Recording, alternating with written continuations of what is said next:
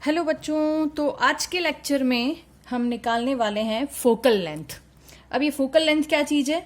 Focal length हमने discuss किया था। कहाँ से मेजर करते हैं? हमेशा पोल से। पोल से किस तरफ?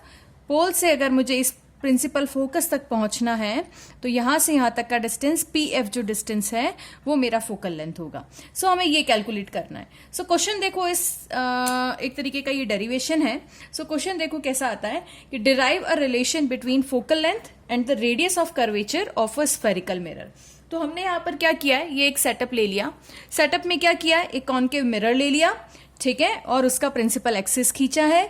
ये पॉइंट उसका पोल है, ये प्रिंसिपल फोकस है, और ये सेंटर ऑफ कर्वेचर है, ठीक है। सो अभी क्या करते हैं, इसके अंदर लेट सपोज एक रे कंसीडर करते हैं और ये मान के चलते हैं कि ये रे जो है वो प्रिंसिपल एक्सिस के पैरेलल इन्फिनिटी से कहीं से आ रही है, ठीक है। सो प्रिंसिपल एक्सिस के पैरेलल हमने ये रे खींची। ये वाला जो नीचे वाला है वो हमारा प्रिंसिपल एक्सिस है, ये रे हमने खींची, ठीक है। क्या देखा था, कहाँ से पास होती है? पैरेलल है तो फोकस से पास हो रही थी, ठीक है। तो फोकस से इसको पास करा देते हैं।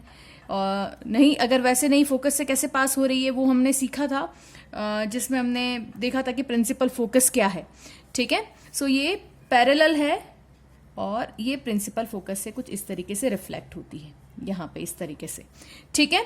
सो अब देख लेते हैं इसके अंदर और क्या चीज हमें सेटअप करना है, ठीक है। अच्छा, उससे पहले कुछ डायमेंशंस देख लेते हैं। CP ये वाला जो डिस्टेंस है, क्या ये रेडियस ऑफ कर्वेचर के बराबर है? बिल्कुल है। रेडियस ऑफ कर्वेचर R से डिनोट करते हैं, ठीक है। सो C पे डिस्टेंस जो है वो रेडियस ऑफ कर्वेचर के इक्वल आया। अभी देख लेते हैं यहाँ पे, और सेंटर से हम क्या करते हैं, सेंटर ऑफ कर्वेचर से यहाँ पे एक परपेंडिकुलर मतलब कि नॉर्मल बना लेते हैं। ये नॉर्मल बनाया, ठीक है। सो अब क्या ये एंगल और ये एंगल दोनों इक्वल होंगे?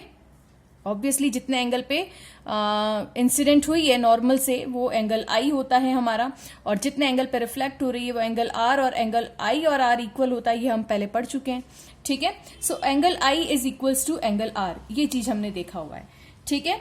सो लेट सपोज I और R नहीं लेते हैं, इसको कंसिडर कर लेते हैं, क्योंकि दोनों ही इक्वल हैं तो इसको मैं एज ए थीटा ले रही हूँ, ठीक है। सो कैलकुलेशन हमारा इजी हो जाएगा। इजी मतलब थीटा लेके करेंगे तो वो थोड़ा सा कन्वीनियंट रहेगा। ये भी थीटा है तो ये भी कितना हो जाएगा? थीटा है, ठीक है। अब अगर ये एंगल थीटा है, यहां देखो ये Z बन रहा है, ये वाला लाइन और ये वाला लाइन, तो जब Z बनता है, ये Z बनता है, तो ये एंगल और ये एंगल इक्वल होते हैं। ये थीटा है तो ये भी क्या होगा? थीटा, ठीक है। सो ये थीटा है तो ये एंगल भी कितना हो गया? थीटा हो गया, ठीक है। इस पॉइंट को नाम दे देते हैं, ये वाला पॉइंट, ये पॉइंट A मान लेते हैं। तो A, C और F, यहां देखो ये एक ट्राइंगल बन रहा है, A, C एंड F, ठीक है। ये ट्राइंगल कैसा नजर आ रहा है? क्या ये आइसोसेलेस ट्राइंगल है? दो एंगल देखो इक्वल हैं, तो ये एक आइसोसेलेस ट्राइंगल हुआ। अब इसी के ऊपर हम क्या करते हैं, एक आइसोसेलेस की प्रॉपर्टी लगाते हैं, ठीक है। आइसोसेलेस ट्राइंगल की प्रॉपर्टी क्या होती है? आइसोसेलेस ट्राइंगल का देख लो कि ये एक ट्राइंगल है, ये आइसोसेलेस ट्राइंगल मैंने बनाया। अगर ये एंगल और ये एंगल इक्वल है, और अगर मैं यहां से इसके ऊपर एक परपेंडिकुलर डालूं, तो ये जो डिस्टेंस होगा, मान लो अगर ये डिस्टेंस पूरा x है, तो ये इक्वल पार्ट्स में डिवाइड कर देगा। मतलब ये डिस्टेंस x/2 हो जाएगा और ये भी x/2 हो जाएगा। आ रहा है समझ में? आइसोसेलेस ट्राइंगल की प्रॉपर्टी क्या है? एक तो पहला आइसोसेलेस ट्राइंगल कैसे है? दोनों एंगल इक्वल हैं। अगर मैं यहां से इस पे परपेंडिकुलर डालती हूं तो जो उसका ये वाला पार्ट है उसको वो इक्वल पोर्शन में डिवाइड कर देता है, ठीक है। सो यहां देखो ये थीटा, F से क्या करते हैं हम, ये इसको ऊपर, इसके ऊपर ये डाला परपेंडिकुलर, ठीक है। और इस पॉइंट को मैं नाम दे देती हूं, A दे दिया है, C दे दिया, B दे देते हैं, लेट सपोज B नाम दे देते हैं, ठीक है। सो B मतलब CB और BA, क्या ये दोनों इक्वल होंगे according to isosceles triangle property, ठीक है। So according to isosceles triangle property CB और BA ये दोनों डिस्टेंस इक्वल होगा। अब देखते हैं कि ये AC ये वाला जो डिस्टेंस है ये कितना है। देखो क्या किया है, ये हमने सेंटर से मिरर के ऊपर हमने क्या किया है, परपेंडिकुलर खींचा है, नॉर्मल है ये, है ना। सो अगर सेंटर से मिरर के ऊपर जो भी लाइन आएगी वो क्या होगी, उसकी रेडियस होगी। मतलब सी ए या ए सी भी बोल सकते हैं, यहां से लेके यहां तक का ये डिस्टेंस क्या है, रेडियस ऑफ कर्वेचर है। ठीक है, सो रेडियस ऑफ कर्वेचर को क्या कर दिया, यहां से इस परपेंडिकुलर ने 2 पार्ट्स में डिवाइड कर दिया। तो अब ये सी बी कितना होगा, r/2। सिमिलरली ए बी भी कितना होगा, r/2। आ रहा है समझ में, क्लियर हो रहा है, r/2 हो गया। अभी देख लेते हैं आगे इसमें किस तरीके से बढ़ते हैं। ठीक है, सो अब देखो यहां पर ये वाला जो ट्राइंगल बनता है सी बी और एफ, इस ट्राइंगल को क्या करते हैं, यहां पे अलग से बना लेते हैं। ये बनाया,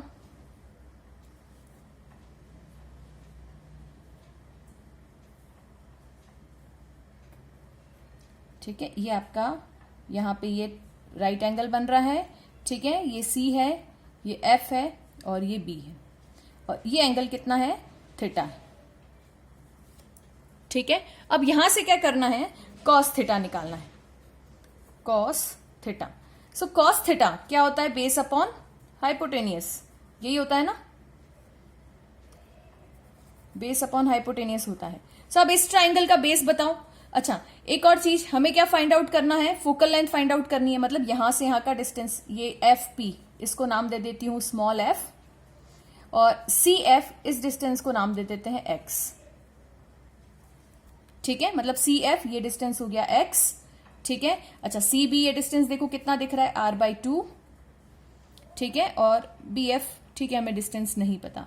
ठीक है, अच्छा अब इसका बताओ मुझे बेस, इस ट्राइंगल का बेस, सबसे लंबा साइड कौन सा नजर आ रहा है, ये वाला सबसे लंबा साइड है, तो ये इसका हाइपोटेनियस हो गया। ये तो इसका परपेंडिकुलर है, नजर ही आ रहा है, तो ये क्या हो गया, ये इसका बेस हो गया। सबसे लंबा साइड हाइपोटेनियस, ये वाला परपेंडिकुलर, तो परपेंडिकुलर हो गया, और ये फिर क्या हो गया, बेस हो गया। ट्राइंगल अगर इस तरीके से भी बना हुआ है तो वहां कंफ्यूजन नहीं होना है, सबसे बड़ा वाला जो साइड है उसको एज ए हाइपोटेनियस लेके चलना है। ठीक है, सो यहां से हम देखते हैं ये वाला बेस है, तो r/2 मतलब बी सी, बेस क्या है, बी सी अपॉन हाइपोटेनियस क्या है, सी एफ। ठीक है, इसी को और लिख लेते हैं आगे, B C r/2 upon C F कितना है, x। ठीक है, अब अगर मेरे पास यहां पे x की वैल्यू आ जाए और उसे मैं r में से माइनस कर दूं तो क्या f आ जाएगा, बिल्कुल आ सकता है। ठीक है, सो देख लेते हैं, मतलब cos theta is equals to, हमारे पास ये इक्वेशन आई, यहां से x की वैल्यू कितनी हो जाएगी, so x will be equal to r/2, या ऐसा भी लिख सकते हैं r/2 cos थीटा। ठीक है, cos थीटा को और भी क्या लिख सकते हैं, sec थीटा। सो ये हो गया r/2, 1 cos थीटा है तो उसको sec थीटा लिख सकते हैं। ठीक है, ये हमें ट्रिग्नोमेट्री में हमने पढ़ाई है। सो अभी हमारे पास किसकी वैल्यू आ गई, x की वैल्यू आ गई। x की वैल्यू किसके बराबर है, रेडियस ऑफ कर्वेचर का हाफ, और sec थीटा से उसको मल्टीप्लाई कर दो, सो r/2 sec थीटा। लेकिन हमें किसकी वैल्यू चाहिए, f की चाहिए।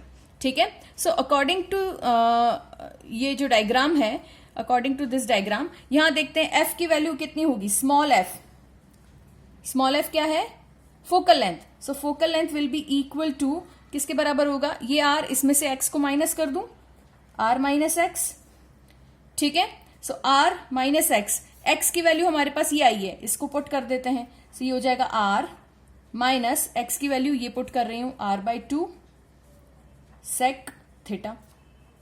सो हमारे पास f इज इक्वल टू क्या आ गया, r minus r/2 sec theta. So ये हमारे पास फाइनल फोकल लेंथ की वैल्यू आ गई। अब सोच रहे होंगे कि भाई हमने तो क्लास 10 में कैसा पढ़ा है, f is equal to r/2 पढ़ा हुआ है, ये होता है फोकल लेंथ का फॉर्मूला। अब यहां पे कॉन्फ्लिक्ट आ गया। सो देख लेते हैं ये किस चीज के लिए है, sec थीटा क्यों आया है इस तरीके, क्या इसका क्या यूज है। ठीक है, सो वो जो पढ़ा ये भी सही है, ये भी सही है, लेकिन दोनों के अंदर एक कंडीशन है। ठीक है, सो कंडीशन ये है कि अगर रेज हमारी पैराएक्सियल रेज होंगी तब तो ये फॉर्मूला हमारा सही जाएगा, लेकिन अगर पैराएक्सियल रेज नहीं है तो फिर हमें ये वाला फॉर्मूला लेके चलना होगा। अब देखते हैं पैराएक्सियल रेज है क्या, होती क्या है। पैराएक्सियल रेज क्या है कि अगर ये, जैसे हमने ये मिरर लिया था, ठीक है, ये इसका प्रिंसिपल एक्सिस है। और प्रिंसिपल एक्सिस के बहुत पास में अगर कोई रेज इस तरीके से जाती हैं, ठीक है, पास में मतलब अगर प्रिंसिपल एक्सिस से ज्यादा डिस्टेंस नहीं है, ज्यादा डिस्टेंस होगा तो फिर वो पैराएक्सियल रेज नहीं कहलाएंगी, ठीक है।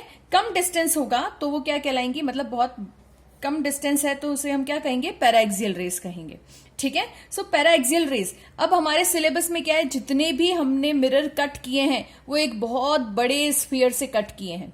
तो मतलब बड़े स्फीयर से अगर मैं इतना सा टुकड़ा लेके चलती हूँ तो वो बहुत छोटा सा पार्ट कहलाता है, ठीक है। सो मतलब मिरर का जो अपेरेचर है वो बहुत ही स्मॉल है, ठीक है। सो अब देख लो, अगर स्मॉल मिरर है, इतना सा मिरर है मान लो, ठीक है, अब इतना सा मिरर है तो ये इसका प्रिंसिपल एक्सिस, और तुम कितना भी ऊपर से इसको लाइन से खींचो, ये जो होगा वो ये वाली जो रे है ये प्रिंसिपल एक्सिस के पास ही होगी, ठीक है, ये भी रे प्रिंसिपल एक्सिस के पास ही होगी। लेकिन अगर मिरर बड़ा हो जाए और ये जो रेज है वो प्रिंसिपल एक्सिस से दूर चली जाए तो फिर वो पैराएक्सियल रेज नहीं होंगी।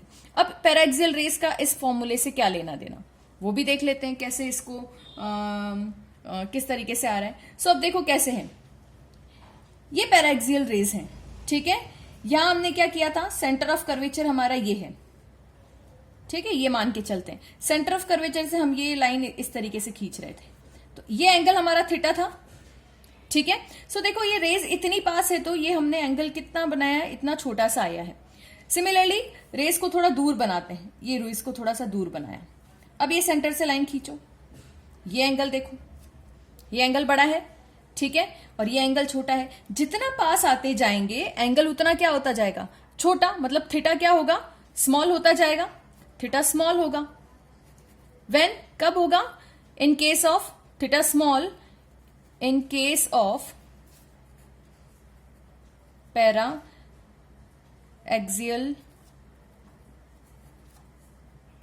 रेज, ठीक है। सो अगर थीटा स्मॉल है तो क्या हमने ये चीज पढ़ा है कि थीटा अगर स्मॉल होता है तो हम साइन थीटा जो है उसको लगभग इक्वल टू लिखते हैं थीटा, और कॉस थीटा को क्या लिखेंगे, cos theta will be equal to 1। देखो भाई, साइन जीरो, ठीक है, और कॉस जीरो क्या होगा, कॉस जीरो जो होगा 1 के बराबर होता है। तो स्मॉल मतलब 0 के आसपास, तो कॉस जीरो 1 के आसपास हो गया। सिमिलरली कॉस थीटा अगर थीटा स्मॉल है, कॉस थीटा 1 हुआ तो सेक थीटा भी क्या हो जाएगा, नियर अबाउट 1 के बराबर हो जाएगा, ठीक है। सो यहां पर देखना ये थीटा का क्या रोल यहां पर क्या आ रहा है। अब अगर ये पैराएक्सियल रेज हैं, हमारे सिलेबस में 90% जितने भी मिरर हम यूज कर रहे हैं उसका अपेरेचर बहुत छोटा है। अगर अपेरेचर छोटा है तो जितनी भी रेज उससे पैरेलल एक्सिस के पैरेलल जो भी पास होंगी तो जो थीटा बनेगा वो हमेशा बहुत ही छोटा आएगा। अगर बहुत ही छोटा आएगा तो सेक थीटा हमारा किसके बराबर हो जाएगा, 1 के बराबर हो जाएगा, ठीक है। सो यहां पर देखो, अगर ये 1 के बराबर है, सेक थीटा की वैल्यू 1 रखते हैं तो एफ की वैल्यू क्या हो गई, अगर ये चीज पुट करते हैं देन एफ की वैल्यू क्या हो गई, सेक थीटा हमें 1 पुट करना है तो F will be equal to R minus R by 2, और आर माइनस आर बाई 2 किसके बराबर होगा, F is equals to R upon 2। So ये फॉर्मूला आ गया, ठीक है। सो हमें हमेशा क्या देखना है, जब भी कोई क्वेश्चन आएगा वैसे अपने सिलेबस में हमें यही फॉर्मूला लेकर चलना है, F is equals to R by 2। लेकिन कैलकुलेशन करते समय क्वेश्चन में जो वैल्यूज गिवन है उसको ध्यान से आपको देखना है और फिर उसके अकॉर्डिंग हमें फॉर्मूला पुट करके देखना है। सो ये जो रिलेशन है एफ और आर के बीच का, इसको डिराइव करने के कई सारे मेथड हैं, ठीक है। बुक में अलग अलग तरीके से इसको डिराइव किया गया है। सो मुझे ये बेस्ट तरीका लगा जिसमें आपको मैंने ये सेक थीटा वाली कंडीशन भी इसमें बताई है, ठीक है। सो इसी के ऊपर एक क्वेश्चन भी देखते हैं तो आपको और थोड़ा सा क्लियर होगा, ठीक है। सो क्वेश्चन की तरफ बढ़ते हैं। सो क्वेश्चन कुछ ऐसा है, क्वेश्चन क्या दे रखा है, ये आपको मिरर गिवन है, ठीक है, ये मिरर गिवन है, ये इसका प्रिंसिपल एक्सिस है, ठीक है, ये इसका पोल होगा, यहां इस सेंटर ऑफ कर्वेचर दे रखा है और आपको बोला है जो रेडियस ऑफ कर्वेचर है वो 5 सेंटीमीटर है, ठीक है। और ये जो रे आ रही है, ये रे यहां पर आई, ये जो डिस्टेंस है ये 3 सेंटीमीटर का डिस्टेंस गिवन है, ठीक है, 3 सेंटीमीटर का डिस्टेंस गिवन है। सो अब देख लेते हैं ये कहां से रिफ्लेक्ट होगी। ये हमने नॉर्मल खींच लिया, ठीक है, ये नॉर्मल है। ये एंगल कितना, थीटा एंगल है, ठीक है। सिमिलरली थीटा एंगल पर ही रिफ्लेक्ट होगी, थीटा एंगल पर रिफ्लेक्ट होगी, तो ये रिफ्लेक्ट करा दी हमने, ठीक है। ये पॉइंट हमारा प्रिंसिपल फोकस कहलाता है। और आपको क्या फाइंड करने को बोला है, फोकल लेंथ फाइंड करने को बोला है। तो let's suppose y find out करना है, ठीक है। और आपको क्या बोला है, फाइंड y, फाइंड y। सो y को फाइंड आउट करना है। अब अगर हमने फॉर्मूला लगाया f is equals to r/2, तो कितना हो गया, r/2 5/2 कितना हो गया, 2.5 सेंटीमीटर। सही है क्या? यहां अगर अब देखते हैं तो ये वाला फॉर्मूला लगाएंगे तो हम एक बड़ी मिस्टेक कर रहे हैं। कैसे पता चल रहा है कि मिस्टेक हो रहा है, नहीं हो रहा है? यहां देखो, रेडियस ऑफ कर्वेचर कितना गिवन है, 5 सेंटीमीटर गिवन है, ठीक है। और उसके रिस्पेक्ट में अगर ये डिस्टेंस देखा जाए तो वो 3 सेंटीमीटर है। मतलब 5 सेंटीमीटर और 3 सेंटीमीटर में बहुत ज्यादा फर्क नहीं है। हाँ, अगर 3 mm होता तो मैं कहते कि हम क्या कहते हैं कि हाँ पे रेज जो है वो बहुत पैराक्सियल रेज है, मतलब प्रिंसिपल एक्सिस के बहुत पास है। अब ये थीटा बहुत स्मॉल नहीं कहलाएगा। अगर थीटा स्मॉल नहीं है तो फॉर्मूला कौन सा लगाएंगे, कौन सा लगाएंगे, बिल्कुल r/r/2 सेक थीटा, यही पढ़ा अभी हमने, ठीक है। सो अब देख लेते हैं यहां से किस तरीके से करना है। यहां पे मैं इसको एज ए एक ट्राइंगल बनाती हूं, ठीक है। यहां पे एक लाइन खींचा, ये 3 सेंटीमीटर है, ये 3 सेंटीमीटर है, तो ये भी 3 सेंटीमीटर होगा, ठीक है। सो ये 3 सेंटीमीटर। अब ये देख लेते हैं C, और इस पॉइंट को नाम दे देते हैं A। CA क्या ये रेडियस ऑफ कर्वेचर के बराबर है? सेंटर से परपेंडिकुलर नॉर्मली तो खींचा है, तो रेडियस ऑफ कर्वेचर के बराबर ही हुआ। और रेडियस ऑफ कर्वेचर हमें कितना गिवन है, 5 सेंटीमीटर गिवन है, मतलब ये 5 सेंटीमीटर हो गया, ठीक है। इस ट्राइंगल को यहां बना लेते हैं, ये बनाया, ठीक है। ये 3 सेंटीमीटर है, ये 5 सेंटीमीटर है, और ये हमें नहीं पता तो ये हमें फाइंड आउट करना है। लेट्स सपोज x है, ठीक है। सो ये कितना होगा, 3, 5। वैसे तो ये वाला ट्राइंगल कई बार सॉल्व किया हुआ है, तो इसका आंसर अगर आप लोगों ने सॉल्व किया हुआ है तो आपको पता होगा कि कितना है, 4 सेंटीमीटर है। फिर भी एक बार करके देख लेते हैं। क्या करना है, हमें पाइथागोरस थ्योरम लगानी है, हमें x को फाइंड आउट करना था, ठीक है। पाइथागोरस थ्योरम क्या कहती है, x² + y² is equals to z²। अभी x, y और z क्या क्या चीजें वो देख लेते हैं, ठीक है। सो z क्या है, ये x आपका क्या है, ये वाला मान के चलते हैं, ठीक है। y अपना ये हो गया, और ये z है। z मतलब क्या चीज है, जो हाइपोटेनियस होगा वो अपना z होता है, ठीक है। तो ये z हो गया। सो x नहीं पता, सो x² + y कितना है, 3। सो ये हो गया 3 का square is equals to z कितना हो गया, 5 का स्क्वायर, ठीक है। इसको और आगे सॉल्व कर लेते हैं, तो x की वैल्यू फाइंड आउट करनी है। So x² will be equal to 5² - 3², ये हो गया आपका 25 - 9 कितना हो गया, 16, ठीक है। So x² is equals to 16।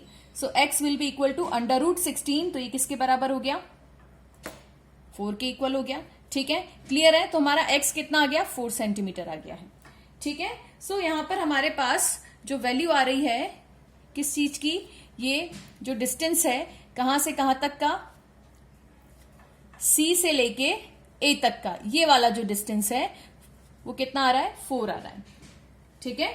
अगर ये 4 आ रहा है तो अब ये y कितना होगा। अब यहां अंदाजे से कुछ भी वैल्यू पुट नहीं करनी है कि हाँ भाई ये 4 है तो ये वाला लाइन भी पूरा 4 होगा, उसको डिवाइड कर दो, इस तरीके से नहीं चलेगा। सो देखो कैसे है, हमें क्या चाहिए, हमारे इस फॉर्मूले को फाइंड आउट करने के लिए वैल्यू जो है हमें फाइंड करने के लिए क्या चाहिए, थीटा चाहिए, ठीक है। सो थीटा देखते हैं, यहाँ पे थीटा वैल्यू कैलकुलेट करते हैं। ये एंगल आपका थीटा है, ठीक है। सो थीटा मुझे क्या फाइंड आउट करना है, कॉस थीटा। कॉस थीटा कितना हो जाएगा, यहां से देखो, बेस अपॉन हाइपोटेनियस। बेस कौन सा है इस ट्राइंगल का, ये वाला बेस होगा, ये परपेंडिकुलर है, और ये हाइपोटेनियस, हाइपोटेनियस जो सबसे बड़ी साइड है, ठीक है। तो ये हो गया 4/5, आ रहा है समझ में, 4/5। सिमिलरली सेक थीटा कितना हो गया, 5/4। सो सेक थीटा कितना है, 5/4 है। So y is equals to r कितना है, 5 दे रखा है, सो लिखा हमने 5 - 5/2 मल्टीप्लाई बाय 5/4। सो ये हो गया आपका 5 - 25/8। सो ये हो जाएगा 8 5 40 minus 25/8। It will be equal to, कितना बच रहा है, 15/8 सेंटीमीटर। सो यहां पे वैल्यू कितनी आ रही है, फोकल लेंथ कितना आ रहा है, यहां पे जस्ट हाफ नहीं कहलाएगा, यहां पे हाफ नहीं होगा, वो फॉर्मूला लगा के तुम 4 को डिवाइडेड बाय 2 कर दोगे तो अगेन वो पैराएक्सियल रे वाली कंडीशन हो जाएगी। ठीक है, सो यहां पे ये कंडीशन नहीं होगी। क्यों नहीं होगी? क्योंकि हमारी जो रे है वो एक्सिस से काफी दूर है। कैसे पता चल रहा है? क्योंकि देखो रेडियस ऑफ कर्वेचर से हम कंपेयर करके देखते हैं कि रे पैराएक्सियल है या नहीं है। ठीक है, सो किस तरीके से क्वेश्चन सॉल्व किया, हमने थीटा की वैल्यू निकाली, थीटा की वैल्यू निकाल के और इस फॉर्मूले में पुट किया है, पुट करके जो हमारे पास वैल्यू आ रही है वो कितनी आ रही है, 15/8 सेंटीमीटर। सो हमेशा क्वेश्चन को ध्यान से पढ़ना। ठीक है, मान लो आपको बोला गया है कि 3 सेंटीमीटर नहीं है, 3 mm है और रेडियस ऑफ कर्वेचर 5 सेंटीमीटर दे रखा है, तो इसको भी बना के देख लो, देखो तुम्हारा थीटा कितना आता है। ठीक है, सो 3 mm कितना होगा, बहुत ही कम, ये कुछ इतना सा होगा, ये रे यहां पर आ रही है। ठीक है, रेडियस ऑफ कर्वेचर आपको 5 सेंटीमीटर बोला हुआ है, मतलब ये हो जाएगा C और ये वाला जो रेडियस ऑफ कर्वेचर है वो 5 सेंटीमीटर है। ठीक है, अब यहां से अगर मैं परपेंडिकुलर खींचते हैं इस पॉइंट पे C से, तो ये कुछ ऐसे जाएगी, ऐसी जाएगी ना। ठीक है, तो ये एंगल देखो कितना छोटू सा है, इतना छोटा सा एंगल है, मतलब नेग्लिजिबल है। थीटा किसके बराबर, थीटा बहुत स्मॉल है, तो सेक थीटा क्या हो जाएगा, अगर बहुत स्मॉल है तो सेक थीटा 1 के इक्वल हो जाएगा। ठीक है, तो वहां जब 1 के इक्वल हो जाता है तो वहां हम वैल्यू क्या, ये फॉर्मूला पुट करके आंसर निकाल सकते हैं। सो आई होप अब आपको डिफरेंस क्लियर हो गया होगा कि हमने एक क्वेश्चन इस तरीके का ले लिया है। बाकी नॉर्मली हमारे सिलेबस में अधिकतर पैराएक्सियल रेज के क्वेश्चंस ही हैं। ठीक है, सो थोड़ा सा क्वेश्चन जब पढ़ते हो उस समय कॉन्शियस रहना कि क्या चीज बोली गई है, कितना रेडियस ऑफ कर्वेचर कितना है और उसके अकॉर्डिंग डिस्टेंस कितनी गिवन है। mm में है, ये सेंटीमीटर में है, ये mm में है या नहीं है, सेंटीमीटर में है, डिफरेंस कितना आ रहा है। सो आपको क्वेश्चन सॉल्व करने में दिक्कत नहीं आएगी। फॉर्मूला सिंपल सा ही है, फॉर्मूले में कोई टिपिकल वो नहीं आ रहा है। ठीक है, सो नेक्स्ट उसमें हम देखेंगे कि क्या क्या रूल्स होते हैं, अगर रे हमारी ट्रांसमिट होती है तो क्या क्या रूल्स, कॉनकेव और कॉन्वेक्स दोनों के साथ में हम रूल्स देख लेंगे और आगे फिर उसके बाद देखेंगे कि किस तरीके से रिफ्लेक्शन हो रहा है।